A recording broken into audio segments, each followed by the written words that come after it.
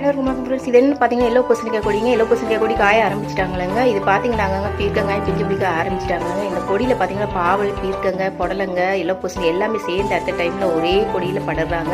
நம்மளுக்கு பீர்க்கங்காய் அங்கங்கே பிஞ்சு ஆரம்பிச்சிட்டாங்க. எல்லோ பூசணிக்காய் கொடியை பொறுத்த வரைக்கும் காய ஆரம்பிச்சிட்டாங்க அப்படின்னாலே நம்மளுக்கு பூசணிக்காய் வந்து முத்திடுச்சுன்னு அர்த்தவங்க. இந்த பாருங்க நான் வந்து காமிக்கிறேன். அது எந்த சைஸ் இவ்வளோதாங்க. நம்மளுக்கு இந்த கொடியில் இதுவாவது கிடைக்குது, எப்படியோ கிடைச்சிருச்சுங்க அப்படின்னு சொல்லி தானுங்க நான் சந்தோஷப்படுறேன். ஏன்னா இந்த கொடியை பொறுத்த வரைக்கும் கீழே தரையில தான் படரும். நம்மளுக்கு பாவல் கொடியில மேலே கட்டின கொடியில படர்ந்து அந்த காய் வந்திருக்கு பாருங்க. அது 2 காய்ங்க.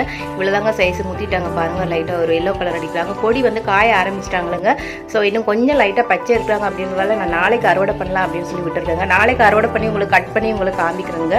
பாருங்க அங்கங்க பீர்க்கங்காய் பிஞ்சு வர ஆரம்பிச்சிட்டாங்க. கொடி பாருங்க எல்லோ பூசணிக்காயோட கொடி நல்லா காஞ்சிருச்சு இந்த சைடு. அந்த காயில வந்து இன்னும் காயிலைங்க. சரி நாளைக்கு நம்ம அறுவடை பண்ணிக்கலாம் ஒன்று அப்படின்னு சொல்லிட்டு விட்டுட்டேனுங்க. ரொம்ப ஹாப்பியா இருக்குங்க. தேங்க்யூ.